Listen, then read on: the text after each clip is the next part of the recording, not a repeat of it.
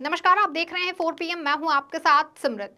आगामी लोकसभा चुनाव को देखते हुए सभी राजनीतिक दल एक्टिव मोड में नजर आ रहे हैं। ऐसे में इस बार के चुनाव में कई अहम मुद्दे होने चाहिए, जैसे कि महंगाई, बेरोजगारी और भ्रष्टाचार। लेकिन मौजूदा मोदी सरकार इन मुद्दों से भटकाकर सीएए जैसे मुद्दों को लाकर देश में फैले अहम मुद्दों से भटकाने का काम कर रही है।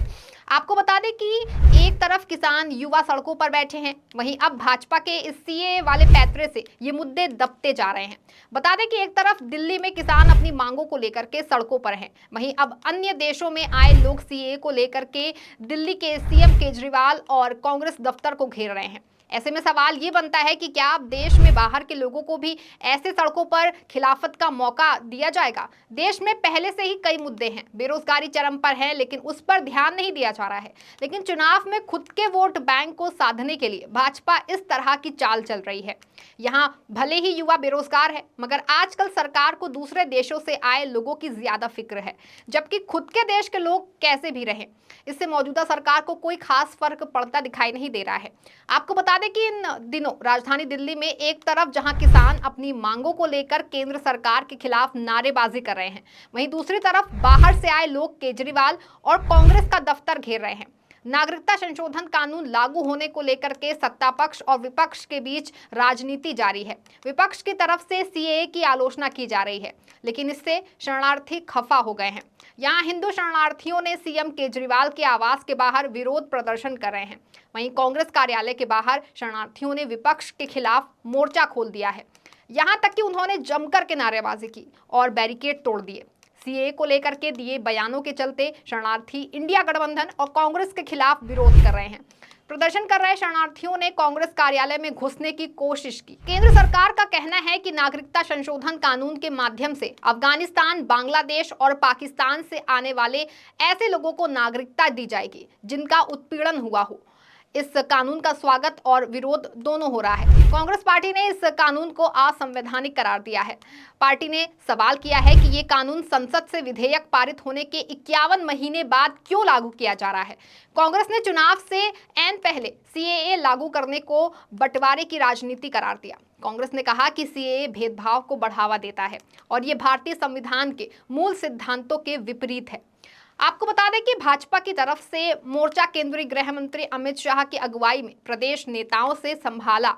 बता दें कि भाजपा की तरफ से मोर्चा केंद्रीय गृह मंत्री अमित शाह की अगुवाई में प्रदेश नेताओं ने संभाला, वहीं मुख्यमंत्री ने आपका नेतृत्व किया। दोनों तरफ से आरोप प्रत्यारोप जारी हैं। ऐसे में भाजपा ने कानून को हिंदू शरणार्थियों के साथ बंटवारे के दौरान पाकिस्तान से भारत आए लोगों की पीड़ा से जोड़ा, जबकि आपने इससे दिल्ली वासियों की माताओं बहनों की सुरक्षा के साथ रोजगार व नागरिक सुविधाओं पर पड़ने वाले दबाव की बात कही। दिल्ली की सियासी बिसात केंद्रीय गृह मंत्री का बयान आने के बाद बिछी। गृह मंत्री ने कहा कि केजरीवाल बांग्लादेशी घुसपैठियों के खिलाफ क्यों नहीं बोलते, वे सिर्फ वोट बैंक की राजनीति करते हैं। इसी के जवाब में मीडिया से मुखातिब होते हुए केजरीवाल ने कहा कि उनकी फिक्र में बेरोजगार युवा हैं, देश की माताओं बहनों की सुरक्षा है, वह नागरिक संविधानों पर पड़ने वाले दबाव से है। देश के टैक्स का पैसा पाकिस्तानियों पर खर्च करना मंजूर नहीं है। मुख्यमंत्री को जवाब देने का जिम्मा जो है वो दिल्ली प्रदेश अध्यक्ष वीरेंद्र सचदेवा ने संभाला है। सचदेव ने सवाल किया कि दिल्ली के टैक्स पेयर्स के पैसों से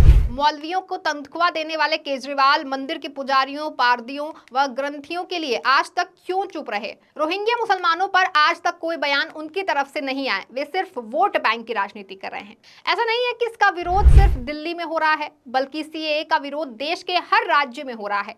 वहीं हम छत्तीसगढ़ की बात करें तो यहाँ भी सीएए का जमकर के विरोध हो रहा है, लेकिन भाजपा सरकार को इससे कोई फर्क नहीं पड़ रहा है। चुनाव सामने है, ऐसे में सरकार सिर्फ वोट बैंक की राजनीति कर रही है। केंद्र सरकार के नोटिफिकेशन जारी करने के बाद देश में सीएए लागू हो गया है, लेकिन इसमें एक समुदाय को शामिल नहीं किया गया है, जिसको लेकर के छत्तीसगढ़ में राजनीति तेज हो गई है। एक और बीजेपी विदेश से आए लोगों को भारत की नागरिकता देने की बात कर रही है, दूसरी ओर कांग्रेस इसे जन सरोकार के मुद्दों से जनता का ध्यान भटकाने का तरीका बता रही है। वही राजनीतिक जानबूझ करके इसे अच्छी पहल बता रहे हैं, लेकिन एक समुदाय को छोड़ने पर आपत्ति भी जता रहे हैं। इसी मामले पर कांग्रेस मीडिया विभाग के प्रदेश अध्यक्ष सुशील आनंद शुक्ला ने कहा, जन सरोकार के मुद्दे से ध्यान भटकाने के लिए सीएए भाजपा की नौटंकी है। इससे कोई फर्क नहीं पड़ता। पहले भी दूसरे देश से लोग जो हैं वो हिंदुस्तान आते थे। उनके लिए भारत की नागरिकता हासिल करना बहुत ज्यादा कठिन काम नहीं था। यदि वैध तरीके से किसी ने भारत में प्रवेश किया है तो उसे नागरिकता मिलती रही है। बहुत लचीला संविधान है। सीएए लागू करके ये सिर्फ नौटंकी कर रहे हैं और कुछ नहीं कर रहे हैं। ये राजनीतिक समीकरण के उद्देश्य से किया गया है। एक विशेष समुदाय को भी क्या फर्क पड़ता है? इससे कोई फर्क नहीं पड़ता है। कौन सा मुसलमान पाकिस्तान से हिंदुस्तान में बसने आ रहा है या फिर कौन मुसलमान अफगानिस्तान से हिंदुस्तान में बसने आ रहा है। ये सिर्फ राजनीतिक नौटंकी है और कुछ नहीं है। वहीं इस मामले पर केरल के मुख्यमंत्री पिनराई विजयन का भी कहना है कि केरल में नागरिकता संशोधन अधिनियम लागू नहीं करेंगे। इतना ही नहीं, वो इस मुद्दे पर कांग्रेस की चुप्पी पर भी सवाल उठा रहे हैं। बता दें कि विजयन की पार्टी इंडिया गठबंधन में कांग्रेस की सहयोगी है। इसी के बावजूद विजयन ने सीएए पर कांग्रेस के स्टैंड की आलोचना की। उन्होंने पूछा कि इस मुद्दे पर कांग्रेस अध्यक्ष मल्लिकार्जुन खड़गे और राहुल गांधी चुप क्यों हैं। विजयन ने कहा, केरल ना तो झुकेगा और ना ही सीएए के मुद्दे पर चुप बैठेगा। विजयन ने कांग्रेस पर सीएए के खिलाफ संयुक्त मोर्चा से पीछे हटने का आरोप लगाया। विजयन ने कहा कि सीएए भारत के विचार के लिए चुनौती है और धार्मिक भेदभाव को बढ़ावा देता है। आपको बता दें कि केंद्र सरकार ने जैसे ही सीएए लागू करने का नोटिफिकेशन जारी किया था, इसी को लेकर के कई विपक्षी नेताओं ने केंद्र के इस कदम की आलोचना की है। पश्चिम बंगाल की सीएम ममता बनर्जी, दिल्ली के मुख्यमंत्री अरविंद केजरीवाल, तमिलनाडु के सीएम एमके स्टालिन, केरल के सीएम पी विजयन ने सीएए का विरोध करते हुए केंद्र सरकार पर निशाना साधा है। वहीं सबसे ज्यादा लोकसभा सीटों वाले राज्य उत्तर प्रदेश में भी सीएए का जमकर के विरोध चल रहा है। इंडिया और एनडीए यहां भी आमने सामने हैं। आपको बता दें कि इस मामले को लेकर के योगी सरकार में मंत्री और सपा नेता ओम प्रकाश राजभर ने सीएए को लेकर के विपक्ष पर भड़काने का आरोप लगाया। तो वहीं कांग्रेस नेता अजय राय ने कहा कि बीजेपी ध्रुवीकरण की राजनीति कर रही है। ओम प्रकाश राजभर ने सीएए के विरोध को लेकर विपक्षी दलों पर निशाना साधा और कहा कि विपक्ष के लोग बिना वजह इसे हवा दे रहे हैं। पहले उन्हें पढ़ना चाहिए। इसमें साफ साफ लिखा है कि पाकिस्तान, अफगानिस्तान और बांग्लादेश से आए लोग लंबे समय से नागरिकता की मांग कर रहे हैं। उनके लिए ये कानून पास हुआ है। लेकिन ओपी राजभर के इसी बयान पर कांग्रेस प्रदेश अध्यक्ष ने हमला बोला। उन्होंने कहा कि आज ध्रुवीकरण की राजनीति हो रही है। नागरिकता देने की बात कर रहे हैं। जो नागरिक हैं उनको तो रोजगार नहीं दे पा रहे हैं, उनसे भेदभाव हो रहा है। आप बाहर के लोगों को नागरिकता देंगे।